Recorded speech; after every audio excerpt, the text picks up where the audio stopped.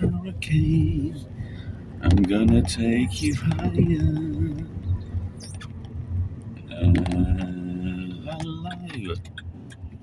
Hello, this is Pigsy doing another video. So what have I been up to? Well, I've been doing lots of different videos. I've been playing around with some AI stuff, and because I pay for some of this AI stuff, it's been running these different ideas, video ideas. It also gets the subscribers up, creates different content, and often media's just about entertainment. I mean, I do videos because I enjoy doing videos, and then it's about communicating ideas and thoughts and feelings and stuff like that. It's about connecting with people, and if you're kind of more introverted, so I'm more of an ambivert, that it gives me opportunity when I'm busy out and about to create something, use my mind, so it's not just like driving around. But I think there is some important things, and also I'm unfiltered. Things with AI will be to fit something that's a bit more like popular beliefs or what's acceptable online or whatever. You know, it won't be too extreme. I mean, I'm extreme, it's just things. So, yeah, there's a lot of war, Israel stuff going on at the moment, and it's predicted that certain wars will take place, and also there's a kind of state shaming in some way, like, oh, Iran are involved in this, they're doing that, and there's going to be sides in the war, there's going to be financial interests, but it all comes down to power, money, territory. We're on a global recession, and so they need to find ways to make money, and the best way is to reset. It's to reset the kind of crikey. It's the very misty as I'm driving. So, and also look out for is like dates, like Friday the 13th. Let's have this rage day or something. You know, it's kind of like, why choose the 13th? It's always the numerology behind certain things. Either the 31st, 13th, 9, 11. You know, they all mean something. So 9's like death, complete.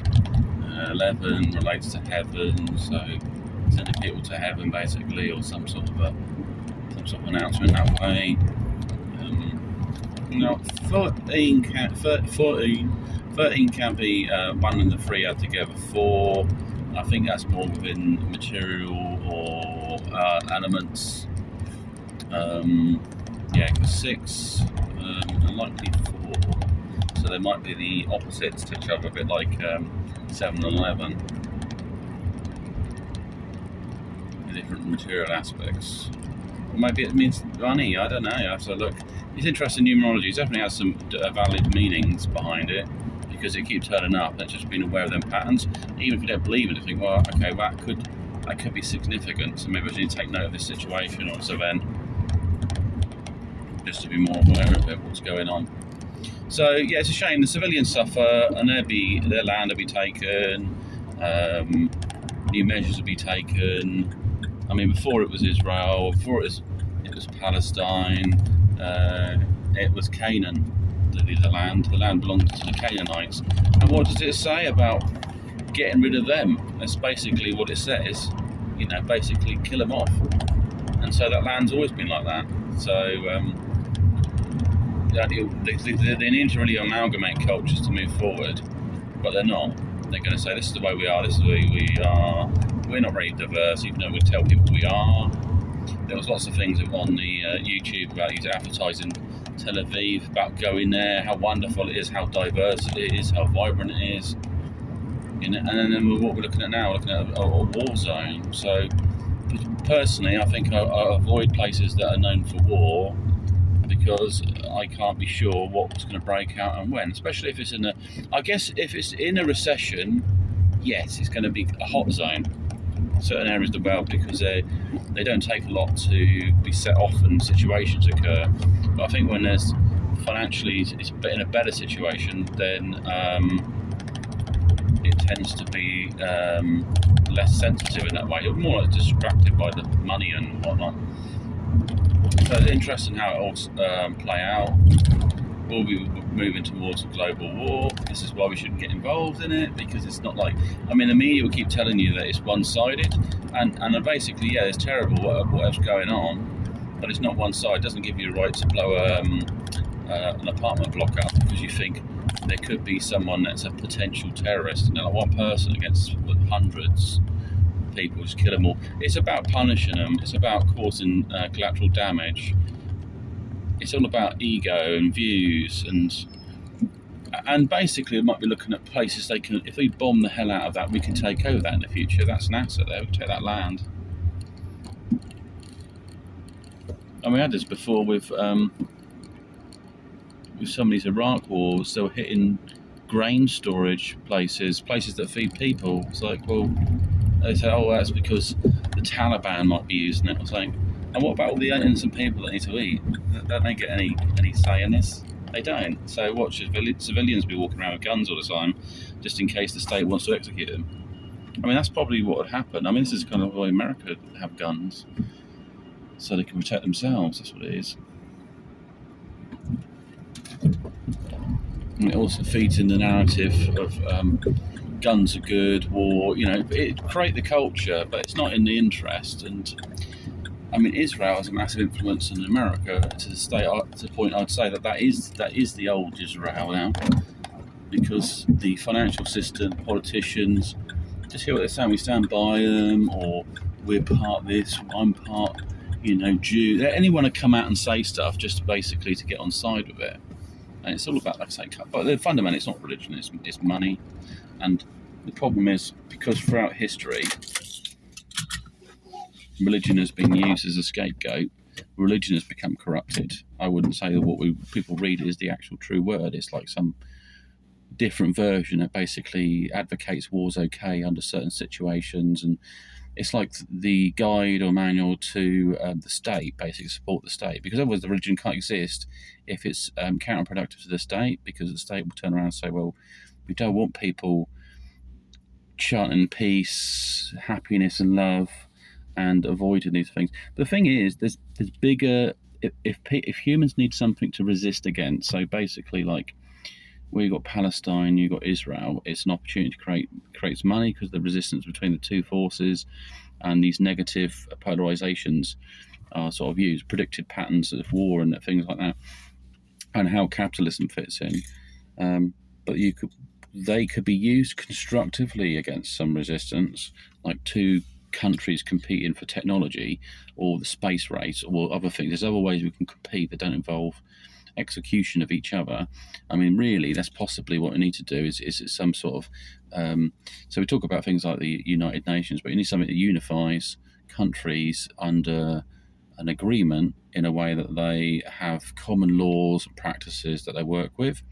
And it might say like, oh, if this is a crime, and so therefore if they caught doing this so many times, they should be executed, or whatever, however it works. But they should be given a human rights choice, is that maybe they extradite them from the country, because they had things about chucking like gays off roofs and all sorts of nutty things. The people can't help what they are. And also if they choose to be that way, they're entitled to that right. But where their practices have to be is that it's a culture within themselves, and so they can. And if they're with somebody, then that's something, a shared culture and so on. I mean, I'm not saying there's a particular one-sided view. I mean, it's the same for heterosexual relationships. There's other things you'd probably get attacked. You can't just be like a girlfriend or boyfriend in some of these countries, because it's not kind of allowed, or there's honour killings. There's all these sorts of things where people put religion, family values, and turn people into assets and things they can get rid of. So it's quite complicated, the world, I guess. It's a complicated world we live in, but we're making it more complicated. It needs to be. We just need common ground to share, and also projected outcomes and things. We've got things like AI and stuff. You can feed all this stuff into it. I mean, it's like religion. You could probably reduce the book right down to the core fundamentals, and that would be what you're aiming towards, rather than all the other stuff like you must wear this, you must cover up, you must do that.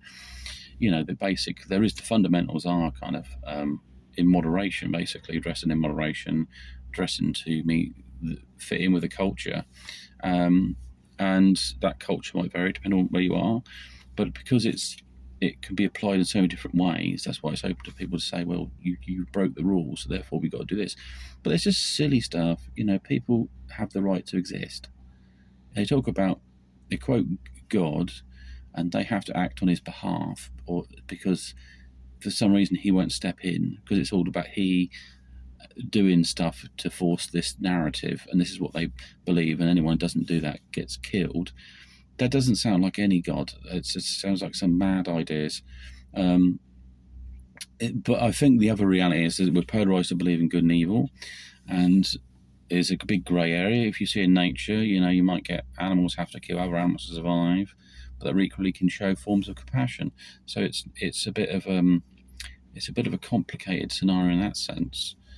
In that we've done that before to animals that we said, well, they're evil, like foxes, they're evil. Because you stick them in there, if they get into a pen full of their food source, they get hyper excited by it, and they end up like killing loads of chickens and things. It's not that they're evil; it's just that they don't fit in that world. They don't. If you put them in that situation, they act out. I mean, yeah, they're predatorial, but they're just foxes. I mean, if they're left to roam in their own space, they don't actually cause much trouble. A lot of them are quite happy to live in suburbs and other places as well. So it's kind of this big picture. So we need to move forward. Is capitalism good for us in the long run? I think a lot of it will be managed and go over to like the AI systems, and because I think where there's areas of corruption, AI doesn't have that corruption. It can be quite straightforward, like create the best outcome based on X, Y, Z, not create an outcome where only I benefit and everyone else suffers. It's kind of the area of fairness.